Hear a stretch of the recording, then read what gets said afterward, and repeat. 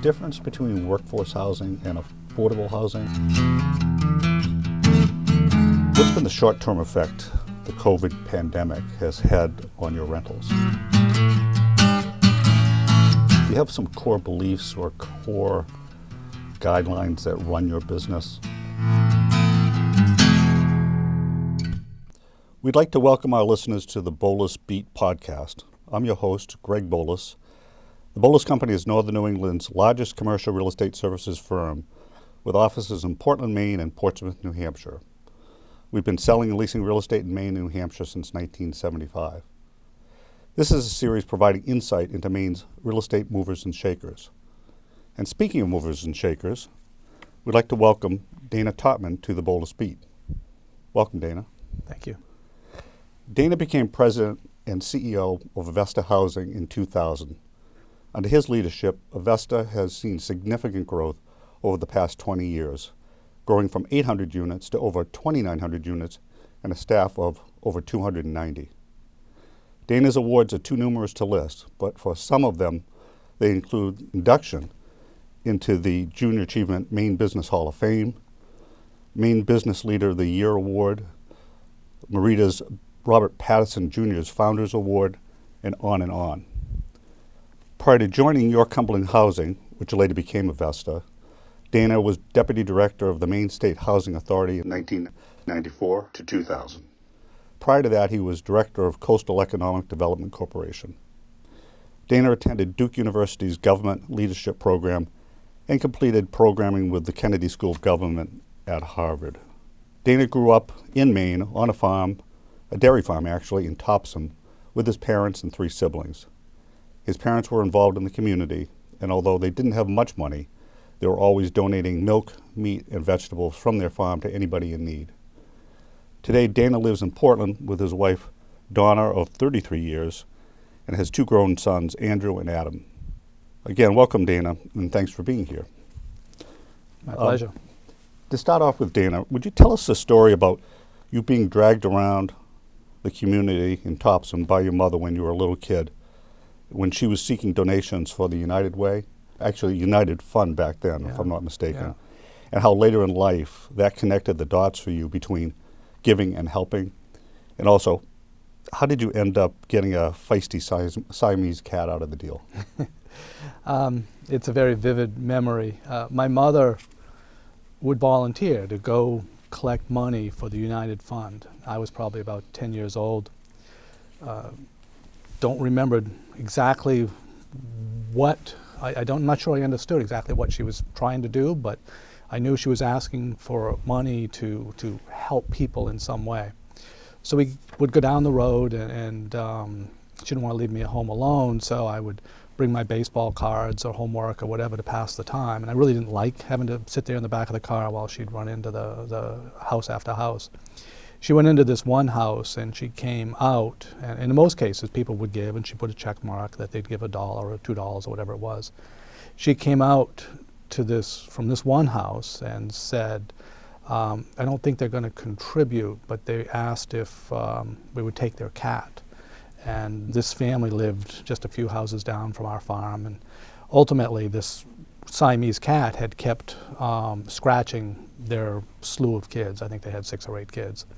And so they asked if she would take the cat off their hands. And so she came and she said, they didn't have any money to contribute. And so it was then that I started to realize that that particular family probably needed the help of the United Fund, and I understood it. Others were able to contribute. This family was in need, and so I kind of connected the dots of need versus giving. The cat was named Tom. I always remember it had like aftershave lotion smell to it because the kids kept putting stuff on it. That's why they kept getting scratched. And we brought it home, and it was a really mean cat. I think I still have scratches to this day. But it really was that first window into understanding people have needs, and this family had needs, and others were able to contribute to help out.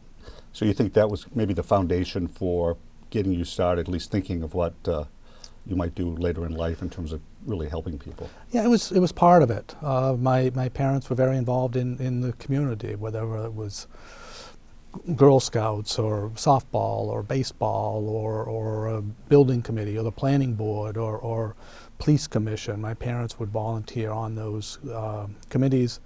It wasn't easy. My father wouldn't finish milking the cows until 7:30 at night, and then he'd have to rush in, dead tired, and go off to some meeting. But I watched them helping out in the community. I know my father's father was a selectman in town and head of the Fair Association. So there was just this community involvement that kind of resonated, I think, with myself and my three siblings. Nice. Dana, could you give, for the listeners who don't know, kind of give a view of Avesta from 30,000 feet? I mean, what's Avesta do?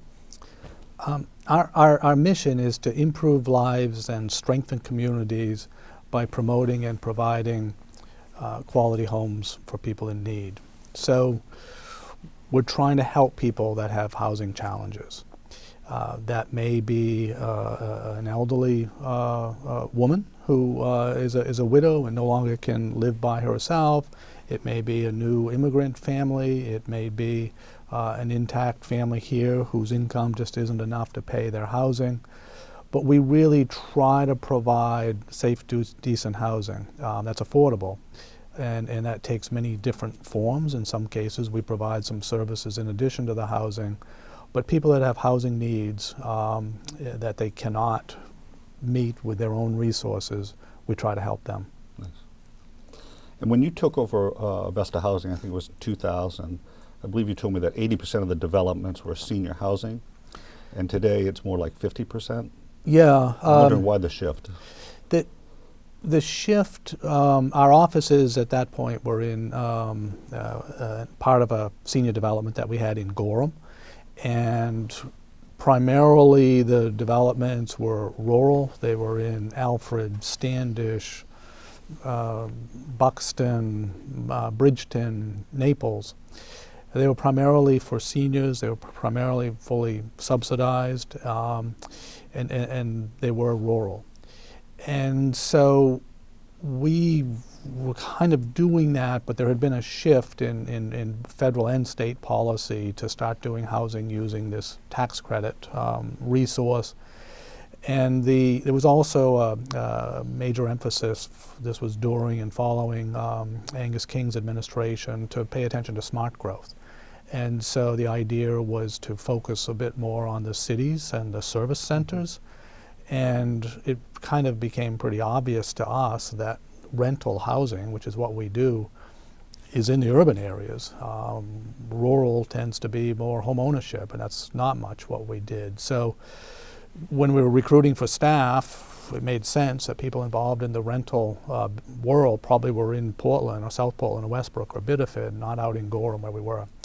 So in 2003, we moved our office to Portland. And then at the same time, we realized there was kind of a void in Portland of no nonprofit doing significant affordable housing development in Portland. There really wasn't much going on at all, for-profit or nonprofit. So it turns out we really filled quite a niche there, that there was a need for affordable housing. And the need was also, it was clear that it was not just seniors, it was families and workforce housing. That was more what we saw in those urban areas. So you talk about workforce housing. Is there a difference between workforce housing and affordable housing? And if so, what is that? There really isn't a technical difference. There are a lot of different terms thrown around in the work we do, from subsidized housing to low-income housing to affordable housing to workforce housing to senior housing. A lot of loosely used terms. We'd prefer to use the word affordable housing because that's what it is. There are folks that are working certainly in our housing, and certainly to help them remain in the workforce and to be able to have a place to stay. It is housing for workforce. It's also housing for families who tend to also be in the workforce. So there's a lot of different terms. So can we call it affordable workforce housing for families? Sure. I mean, that's fair. you know, they may unfortunately lose their job due to something like a pandemic, in which case they're trying to get in the workforce, but they're not in the workforce. So again, they're kind of broad general terms that we try not to get too hung up on and focus on the fact that people need it. When you've run this business for 20 years, I mean, do you have some core beliefs or core guidelines that run your business? Or, I'm sure you just don't wing it totally. No, I don't. I think a fundamental belief that I have or approach to nonprofit management, and I've done this most of my life, is I want our nonprofit to be a very healthy organization. And I will use approaches that many might think is just in the private sector, but I'm going to run this like a business. And it's going to be as healthy, and the healthier our organization is, the more impactful we will be fulfilling our mission. I mean financially healthy, of Yeah, course. so we want to have appropriate reserves. We want to invest in technology. We want to pay good salaries. We want to really make sure that our infrastructure, our capacity is strong. And if we can do that as an organization, we'll be far more impactful in helping people. Some nonprofits are struggling to invest either in their infrastructure or they're paying their staff or having money in reserves. You know, they're very committed to their mission, but they never quite get that strength, that financial capacity that's needed. So I think that's just a core belief. I do not want to be worrying about next week's payroll. I want to have a strong organization that we're focused on new projects, new help that we can provide to people in need. Yeah, that way you know you're around for the long term. Yes, I mean it's you know, it's not without some debate. Clearly, do we put dollars in reserves or do we help somebody who's homeless today? And so there is that appropriate balance that we seek. Called a tension between the two. Yeah, it's tension or balance. And you know, ultimately there are banks lending us money and tax credit investors investing in us, and they're going to look at these ratios of what we have for assets and everything. So we need to be in good shape financially. So when you started with Avesta, what was the first project? I'm sure you remember this, that you built. Yeah, there's two. It's hard to say which one I could take credit for building, because there were several underway when I got there, and one that opened 3 months after I got there, and so there were other staff very much involved. It was a family development out in Bridgeton, and it was kind of down a rural road on 80 acres, not close, a walking distance to anything. And I remember going to a little bit of a grand opening we had there and kind of shaking my head saying, why? This is kind of isolating the poor. This is not connecting them to anything. The community's not happy. So I kind of, that's the one I remember most.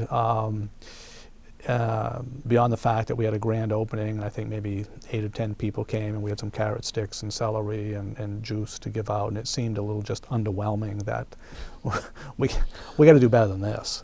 And so that would kind of set the stage. After that, you know, I think a couple of ones that came along early at about the same time. One was a 48-unit senior development in Wyndham, and we actually had taken an award from Rural Development and another award from HUD and a tax credit award from Maine State Housing Authority, and combined these 3 resources into one 48-unit development that had a lovely community room not far from the major 115-302 intersection there in Wyndham. And it's a really cool project, and so that one I was really happy with. Really, really hard to bring those pieces. The other one that happened pretty early in my tenure was at Pearl Place on Pearl Street in Portland, and it was the old FW Webb building. Oh, sure. and that the people at the time, people said we're crazy to want to do something here in Bayside. It was just scrap yards. Why are we paying that much for real estate? And we paid over $1 million for Didn't you buy that from Ted West? Yes, yeah. I actually had put a bid in on that property, and Ted West beat me out on it. Yeah, And yeah. isn't that funny? Yeah, That's no, it was just out there, and people said, you're crazy to spend that much Great piece money. of dirt. But I said, well, we won't be crazy if we can get 100 units of affordable housing there. And that's been very successful. And we got 116 units there. And it really did start to create a lot more attention of Bayside becoming residential in nature. It helped, I think, move along one of the scrap yards to move out. And it really started to give a residential feel there. And clearly the New Mainer population primarily that lives there and works in many of the nearby businesses in Portland, it's just wonderful homes for them and close to the high school and the schools and everything. So it's been a great success. But our neck was sticking way out when we invest over $1 million and don't have any of the development monies yet in hand, but it was a bit of a leap that we took that this would be a good thing, and it's been a good thing. It was good instinct. And lucky. Yeah. When you developed that site, I'm just curious, was there any hazardous waste in the dirt? Oh yeah. I mean, there was ash because That was fill from when the Great Fire. It was Great fill Fire. from the Great Fire, and so they dug down. We had to fill that out, and we also, it took us 2 or 3 ties to get our financing, so it sat empty for 2 or 3 years while we were trying to develop it. And so we parked the Miss Portland Diner car was parked there for about a year. There was a house being relocated from the corner of Forest Ave and Cumberland Ave that was going to be part of a development there that ultimately failed. The house had been relocated there, that had to be resettled. And so it was a bit of a place where you put misfit old buildings or old vehicles there until eventually we got enough money to tear it down, and those buildings were able to be put on their own foundations. Right. Dana, when you consider purchasing a piece of property to develop, what tells you that, yeah, man, that's going to be a great site, that's going to be a winner versus not? I mean, what strikes you as the aha moment for buying? It's how does it fit? How does what we're trying to do, how is this going to fit for the people that are going to live here, that this is going to be their home? How's this going to work for them having to get to and from their work or to and from their services? So we really kind of look at the location, first. And then we start to look at very specifically of what size can we put in here? We want to do at least 20 units, preferably 30 units or more. So is the zoning okay, or is the municipality likely to work with us on the zone? And then, another thing that we kind of always look at is, does somebody want it here? I mean, we've gone to some towns where somebody has got to be wanting you to be there. And so obviously if people are in need, if the community supports affordable housing, if it lines up well with the scoring criteria that Maine State Housing has for choosing projects, we consider all of that, but ultimately somebody has got to be supportive of it being here. And it may be an affordable housing task force in a local community, it may be a senior group in a community, it may be the local state rep, or maybe a neighborhood, because there's probably going to be somebody not supportive, particularly the nearby neighbors who got to experience the change. The NIMBY effect? Yeah, Not in my backyard? Yeah, and we've certainly been roughed up a few times in that, with that, but ultimately we want to make sure, is it a feasible project and that somebody really is supportive of it being there. Again, you've been doing this for 20 years with Avesta. What's your favorite project? It's Logan. Or is that like naming your favorite child? I don't know. A little bit like naming your favorite child, and on any given day, one child's in the doghouse and the other's doing good, and the same with our properties.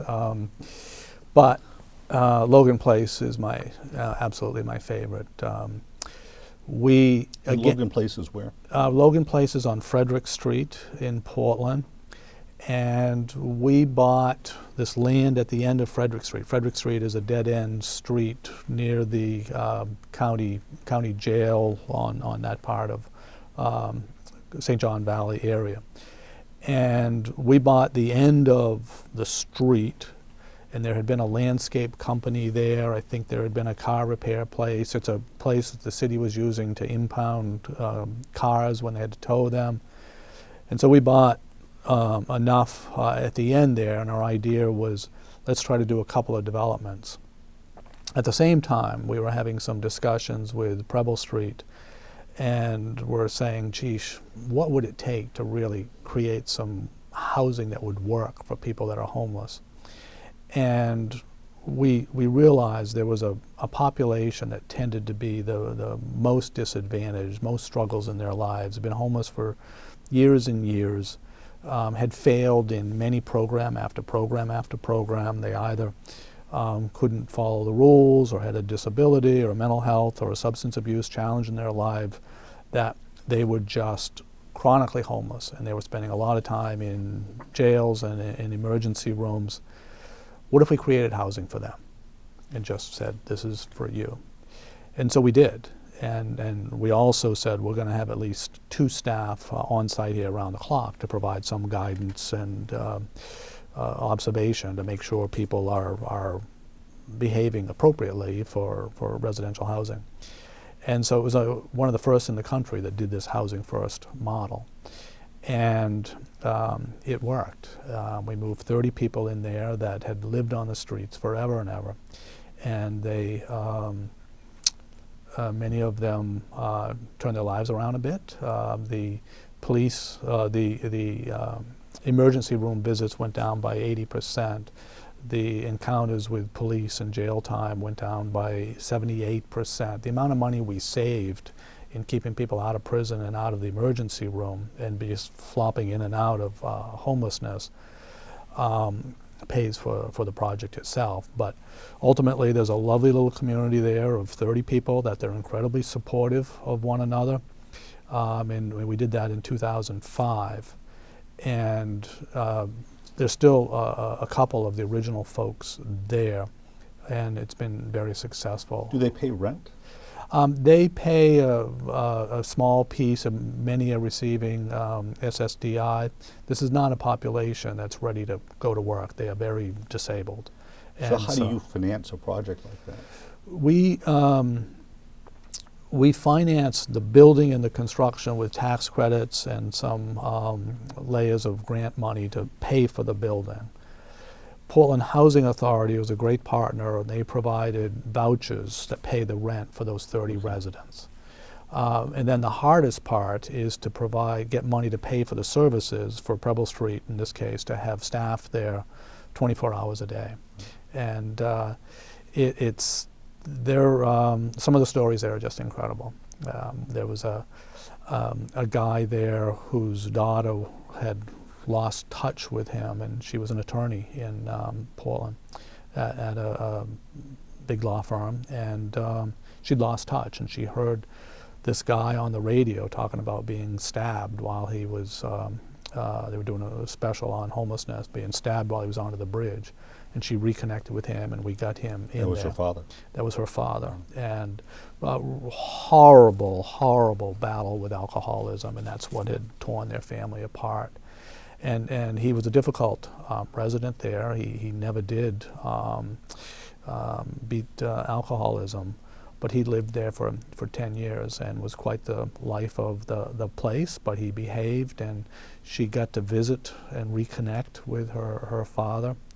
And it was just incredible she at the time said he never would have lived another year outside. And so there was some and he passed away 3-4 years ago. And the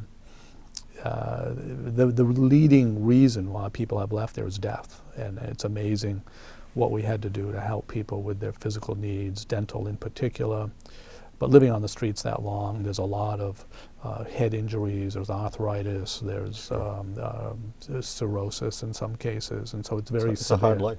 It's a hard life. So we know what your favorite project is. What's your least favorite project? It may be that one in God, I shouldn't say this. It's pretty dangerous. I guess I would just say some of the older ones that are particularly family developments that are isolated, like the one in Bridgeton. We've got another one in Parsonsfield. We've got Ones you've inherited. ones we've inherited that don't really connect the population to the community, and they kind of isolate poor people. The past 11 years, the economy's been unbelievable, right? Best I've ever seen it. And then along came a little thing known as COVID-19. And for our viewers, we're taping this on August 4th, 2020, Tuesday, August 4th. I'm wondering, what's been the short-term effect the COVID pandemic has had on your rentals? You know, amazingly, our rental revenue and people paying has not dipped much. It's really incredible that we were prepared that we were going to lose rent revenue, we would struggle with mortgages and all the things we need the revenue for to support. And it's really not a whole lot different than it was the same period. You know, we've compared July and June and May's data from this year versus last year. So I guess that's good, but we've been digging a little bit deeper and interviewing some of the folks that live in our housing, and we're realizing that, well, they may have paid with their stimulus check, or maybe they had some savings, or, you know, maybe they cobbled together money. And I think we found that a large percentage are not paying other bills. Many are relying on soup kitchens or food pantries. So people have cobbled together the resources thus far, but we are a little bit worried going forward for sure. We think the state or federal assistance will likely help out with that. So that's the one thing, is the rent has been okay, but we're still worried going forward. The second thing is we have a lot of projects in development. We have 4 in the middle of construction now, each $10 million projects, and we got 10 others lined up. And there's been a devalue in the tax credit, which is what we use to build these with. So we've got bigger gaps. And so our development process is slowing down a little bit while we try to deal with that. That's the second thing. And then the third thing I would observe, we have 2 assisted living facilities, and we have just been in all hands on deck to make sure that that frail senior development, like we know has hit other assisted living facilities and nursing homes and long-term care facilities. We've done everything possible to protect those residents, and we have had no positive cases, knock on wood, at these facilities. But it's taken a huge effort. And so, but it also, the point of that is, and it's kind of true, all of our developments, we try to create some sense of community where people help one another.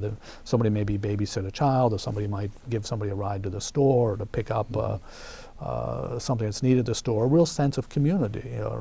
And now we're trying to discourage any sense of community, that we want people to stay away. Don't go. We're locking up our community rooms because, to minimize exposure. And so that's the hard piece that That has effects on mental health. Oh God, yeah.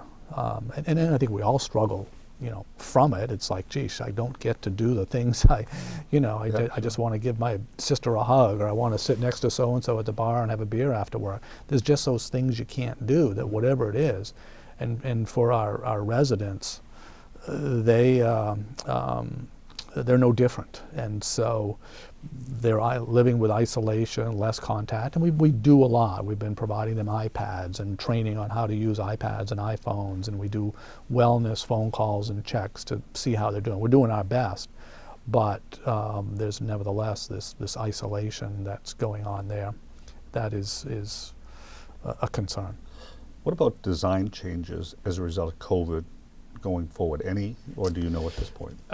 We've been researching some, and certainly entrances, do we go back to garden style and have people enter their own apartments, or do we have more the hotel style where you go through a front door and everybody, so we've always been trying to create gathering places, whether it's around the mailboxes or, around the community room or around a kitchen or a reading area. So we're really trying to revisit it. I think probably the most important thing is getting the internet connected at high speed everywhere. Right. And in some of our developments, when there's people are all downloading videos at the same time, and kids are trying to do homework and everything, it's been a struggle technologically. So I think that's probably maybe, I don't want to say the easiest, but the most important thing, that we get that up so that everybody can be completely online and go at the speed they need to go. I know you have all different types of projects, but is there a typical makeup of tenants in Avesta Housing? I mean, are they market rents, or a combination of market rents, subsidized rents, some kind of mix? Most of the housing that we're creating now is funded with tax credits, and what that means is we ultimately have no debt or very little debt on our building, so we don't have to make that mortgage payment. And because of that, we then can charge less for the rent. And this is all regulated by the various investors and players involved. So if the market rents are $1,400, we might be charging $900 or $1,000. And so that's the type of housing that we're creating now. About half what we're doing now is for families, and about half is for seniors.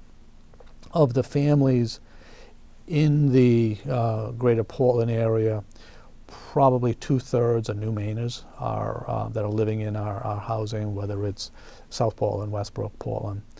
So it's a large segment of when the you say new Mainers, we're talking about immigrants? Immigrants and asylum Refugees, seekers, okay. refugees that are here. And so that's a big portion of our family housing here.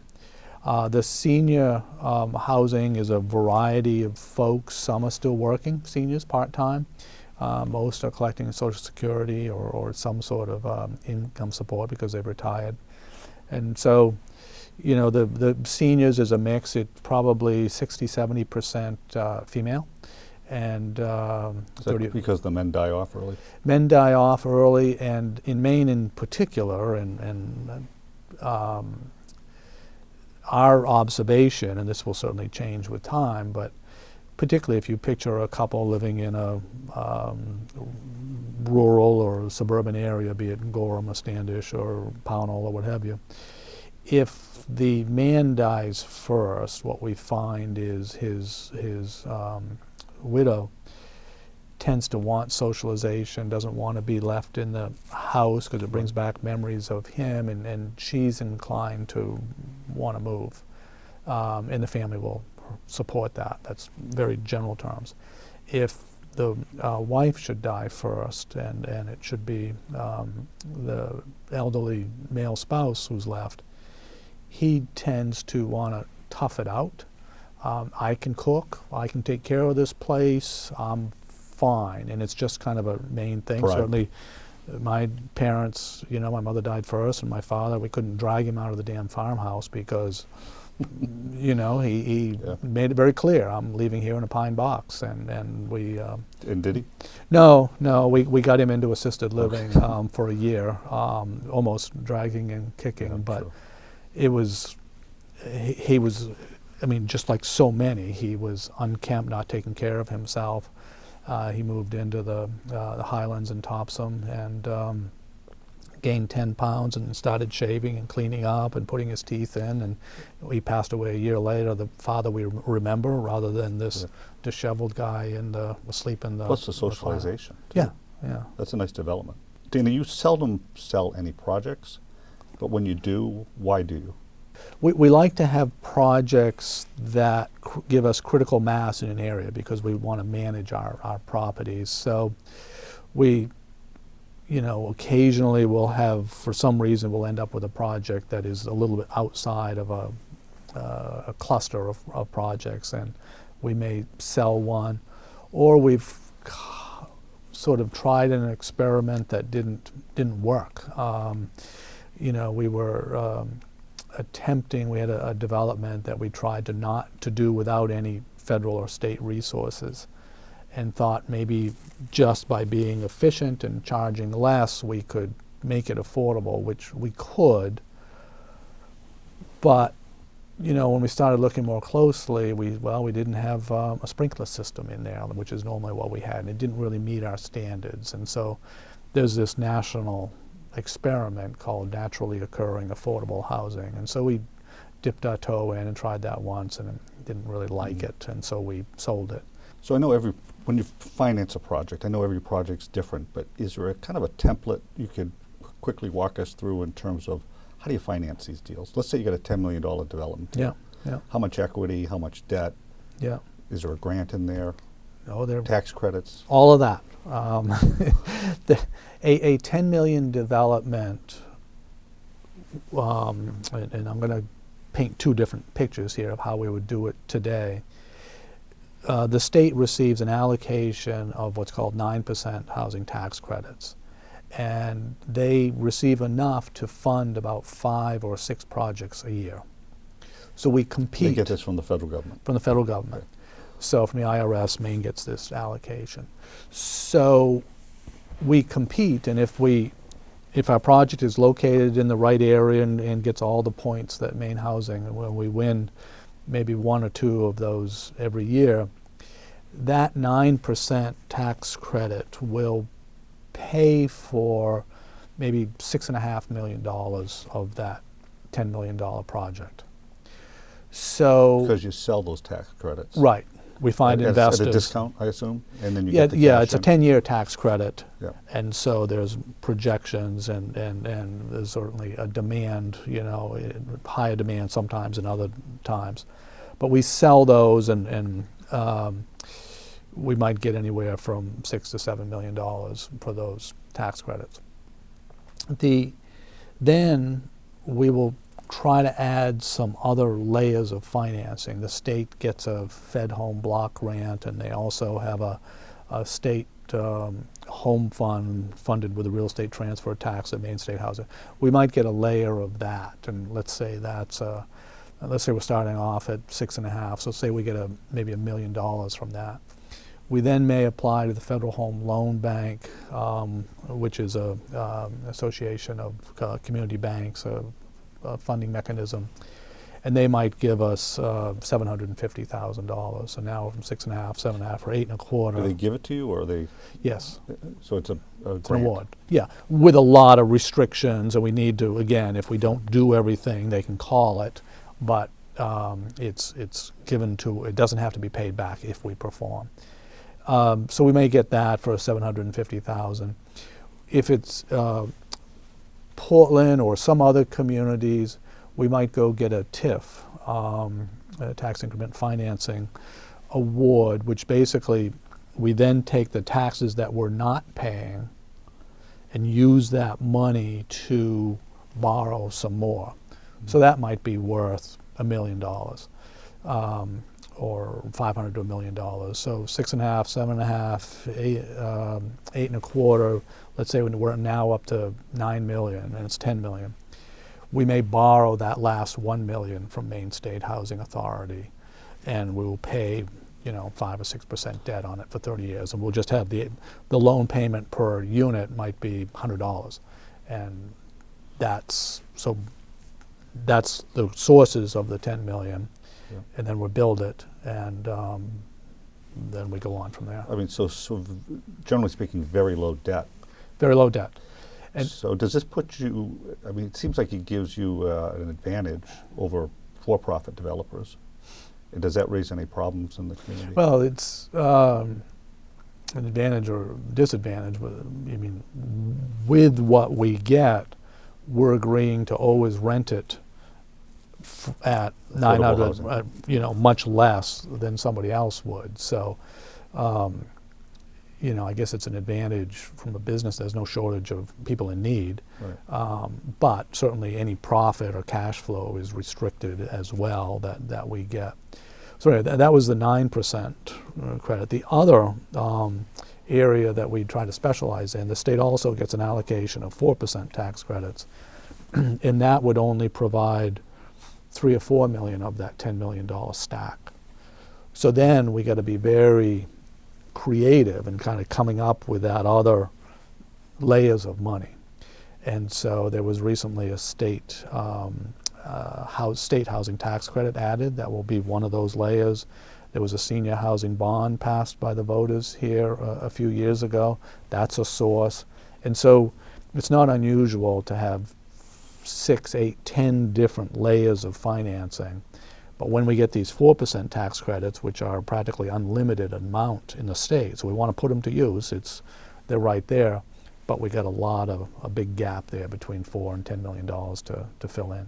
It sounds incredibly complicated in terms of, you're juggling all these different potential sources and trying to line them all up. It's every one of these 8 or 10 has its own lawyers and its own closing requirements. I mean, it is incredibly complicated. It's incredibly expensive, just structuring the deal. In general, what we say, the first layer in, the first dollar in is the hardest one to get, as well as the last dollar in. Those are the two. We can sort of get the money in the middle, but getting the first one to want to invest in a project and the last one to get us to the finish line are the hard ones. I was going to ask you, what keeps you up at night? And I'm guessing, putting together a deal like that and hoping it all comes together? Yeah, that doesn't keep me up as much as when we're out buying land and making some investments, spending very real money, hoping that we're going to get these. In some cases, we haven't even started applying for the money. And so when we have $1 million, $2 million or more tied up in pre-development and hoping they all get funded, that keeps me up. But the other thing probably the thing that keeps me up the most is worrying about the residents. It's just, we got 3,000 households that,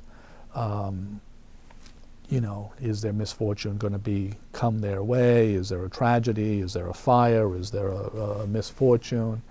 And because you manage these as well. We manage these, and we certainly feel a responsibility. We have a responsibility to make sure that we're providing a safe environment, but things happen. And so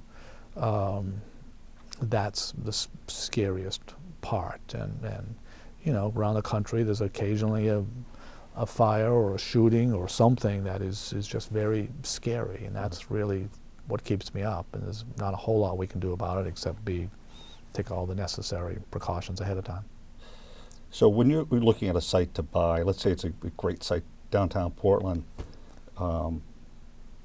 you must be at a disadvantage in going after those big sites, because if I'm selling a piece of property Absolutely. and I've got a for-profit developer write me a check versus you folks who may not be able to pay as much and say, just let me tie this up for 3 years. Exactly. While I get all the, how do you do it? There are some sites we just, we can't compete. We're not going to, because ultimately we're trying to spend around $10,000, $15,000 per housing unit. And so if we can pay $400,000 and a credit union or a coffee shop can pay $900,000 for that same piece of land, we lose. Increasingly, though, we've been able to be a little more competitive, and we find sites that work. When we tie it up for that long period of time, that's when it's hard. Some sellers, like if we're buying an old school from a municipality, they can be pretty patient. Mm-hmm. But somebody who's needs to sell it to send their kids to college or something, that's a very different, more pressing matter. So, we will sometimes take a risk and just buy it because we think it's a really good site and it's, on a bus route or close to a hospital or something. And so we take that gamble sometimes and just buy it. and hope that something gets built. So far we haven't struck out on any of those. I can think of one, but it wasn't a big investment. But usually we'll get something developed there eventually. The other thing we try to do is we go back and look at all our existing sites, and we may say, geez, could we put another 20 units on? We already own it, in which case there's not that risk. Obviously there's risk when you start spending money on architects and engineers. Let me ask you this question. Let's say I own a piece of property. It's worth $1 million. And I've got a developer for-profit developer over here pay me $1 million for the site. You can afford to pay me $500,000. Can I sell it to you, but kind of donate some of that money that I would otherwise get and get a tax credit? You can, yes, but IRS looks very closely at the donation. Has got to be real. It's got to be appraised. It's certainly it is a possibility. So I've got a site worth $1 million. I sell it to you for $500,000, Right. and I give a $500,000 contribution. Right. Still doesn't make me whole No, with the other guy, but right. if you've got a community-minded developer, maybe Correct. that's a way. What advice would you give to somebody who's thinking about getting into the development business? Try it out for a while. Work with somebody Who knows what they're doing? knows what they're doing. Our piece within the development world is affordable housing, and that's a sort of a niche business. Make sure your values kind of line up with ours. I mean, we're not all doing this to make a lot of money. In our case, we're doing it to make a community better. So if your objectives and your values have kind of got to line up with the organization that you're with, and if you go out on your own, you're going to have some resources to do that. Can you talk a little bit about demand for affordable housing? It seems like, at least in Portland, what I hear a lot from the politicians, we need more housing, we need more housing, we need more housing, affordable housing. Yeah. Is that true? Yeah, we do. We have 3,300 households on our waiting list. We'll have probably 300 openings this year. So that's a long wait for 2,700 of them. We have 3 developments under construction right now. One is in South Portland on Westbrook Street. Red Bank? Near that, Brick Hill. And that is 65 units. We've had 600 people inquire to move in, and it will be completed in January. We have 48 senior units being developed on Outer Brighton Avenue at Wessex Woods. I think there's 520 people that also will be ready December, January. Then we have one down on Cumberland Ave that is 73 units, and we have 580 or so. That won't be ready probably until February. We have one in Lewiston that will not break ground and start until this fall, September, October. And it hasn't even started. It'll be a year's construction. We've got like 200 people inquire. So there's real demand. Is that true for senior housing too? Even more so. The seniors, our typical senior development that may be in one of these rural areas that we talked about earlier, might be 30 units, probably has a waiting list of 250 to 300 people, and we probably will have 3 or 4 openings a year. So when you tell somebody who calls and says, I want to get on the wait list of Woods Edge in Alfred, and we say, okay, there's 160 ahead of you, and you're an 83-year-old widow, it's a tough message to send. Yeah, because they're wondering, are they going to live long enough to get in there? Right, they're not. That's why we need to build more. As a nonprofit, is it true you don't pay real estate taxes? No, it's not true. We pay about $2 million in real estate taxes. Is it a negotiated amount with the city then? No, because we use these tax credits, we create limited partnerships for each one, and those limited partnerships are taxable. And so while occasionally we do have TIFs, we generally pay about $1,000 per unit. In real estate taxes? In real estate taxes. Oh, okay. So yeah, we pay a couple $1 million, almost $1 million I think in Portland alone. Because I think the perception is, Oh yeah. you know, if it's a nonprofit, they don't pay any taxes, and okay. Yeah, we pay a lot of property taxes. I'm sure people will be happy to hear that. You know, looking into your crystal ball, over the next 10 years or so, what do you see happening to residential real estate here in Maine and say Portland in particular? This pandemic has made the concept of a home very different, something that we've never seen. Now a home is, it's where your child is educated, so it's a school. Restaurants are far less, so it's kind of where you dine. It's where you spend your time. You know, it's where you watch movies. You don't go to the theater, you watch Netflix. So a home is part school, part restaurant, part, I mean, it is, you're spending so much time there that I think there's going to be I think there's going to be an uptick in people wanting to live in Maine. That I think sort of the real urban movements that we've had, I think, you know, from what I'm hearing from brokers is that there are people saying, geez, if I could work from anywhere, why don't I come work here in Maine or New Hampshire where it's beautiful? You know, what I'm hearing from my counterparts in the residential world, brokers, is that demand is off the shelf. Yeah. It's crazy. In my neighborhood where I live, there was a New Yorker, came up, bought a house, sight unseen, 3 houses from me, paid what we considered was a huge amount of money, and he hadn't even seen the house. Yeah. His broker did a video. Right. And he did it because he had young children, wanted to get them out of the city. And I'm seeing that over and over and over. So I think there will be a demand. You know, at the same time, this haves and have-nots gulf, I'm worried, is going to get bigger because that's driving up prices. Right. The people that are doing the service jobs and the medical assistants or working retail, I don't know where they're going to find their path, and so I think we really got to get busy on the affordable housing side. And last year there were 185 new affordable units created in all of Maine.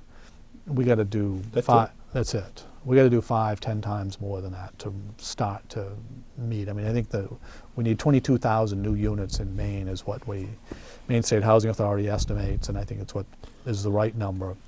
We're not going to get there at 185 a year. We got to do 500 or 1,000 a year. So what are some of the hindrances to getting there? Resources is the federal and state resources partly, and the other I think is just getting our system of production up and going so that in addition to Avesta, there's public housing authorities and there's private developers, that everybody is out trying to do this, and that Maine State Housing Authority is creating an environment, and the state is creating an environment where this is a priority. And we're gonna count. We're gonna keep track that. Okay, 185 is not enough. How many do we do this year? Let's set some goals and say if we want to do 600, let's tell the world that, and then hold ourselves accountable. In closing, I want to end with a personal question. I wanted to ask you about climbing.